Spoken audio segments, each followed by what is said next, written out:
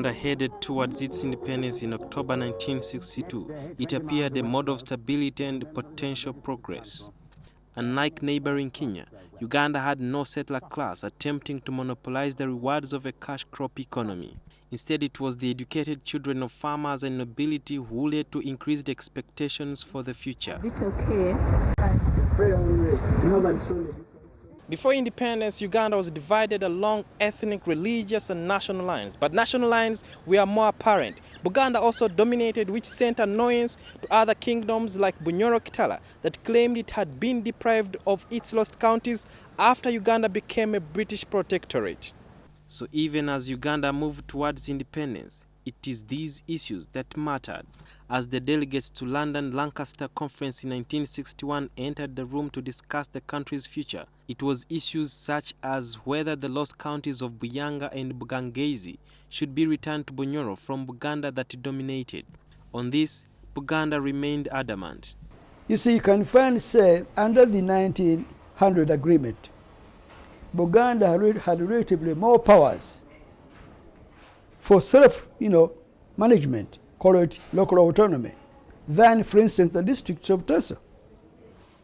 Because the district of Teso was governed almost straight from Entebbe. Mayanja Nkangi, who was then the Secretary General of the United National Party in 1961, also speaks of questions that were lingering on the minds of Uganda's political class. As a political question, are we going to have independence with atomized little states, units of government? How are we going to have these together? How are the Ugandans going to govern themselves after the British have left? NTV also met another independence veteran, now 90-year-old Mathias Mbalule Ngobi. The former agriculture minister recounts what transpired even as his health is fragile and memory almost fading. We wanted, of course, our Chabazinga to be present. Looking ahead, Ngobi believes the country is doing well in freedoms and food production, but advises leaders to emulate the works of former Tanzanian President Julius Nyerere, popularly known as Mwalimu. The Lancaster meeting carefully navigated around to breach the fault lines, especially demands for a federal status, finally emerging with the 1962 constitution. By consent, Buganda would have seven ministries. 4 more ministries were added to the traditional 3. So it became 7 ministries, which were these: education, local government, health, and natural resources.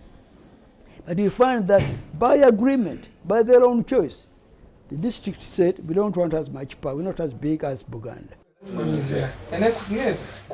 We also visited Dr. Emmanuel Lumu in Bakuli, a Kampala suburb. He was also part of the 12-man Buganda delegation to the Lancaster 1961 meeting.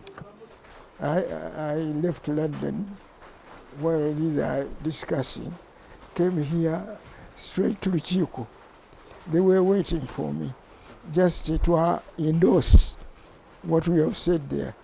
Then I said, we have agreed to yes, that we shall be actually a democratic part of a small thing. Whether that was I meant anything to what, but we always felt that we had a round on way of running things. Just like his other colleagues, believes Uganda is yet to achieve what it should as the country counts down to its independence golden jubilee. Mr. Lumu did not live to enjoy the autonomy he fought for. In 1963, then President Milton Obote, the man he stood by, sent him to Luzira prison, suspecting him of trying to overthrow his government. Lumu's reaction now is that of a man who has forgiven the past. We are calling for a federal sort of government. We still like it. Uganda does not belong to any political individual. And Uganda does not belong to any political party. A political party should be willing to die for Uganda. Supposing if, for instance, attacked. All right? But Uganda should never die for a political party. Sudhir Byarhanga, NTV. Kale Kale tweyanziza nnyo. amina Eh. kale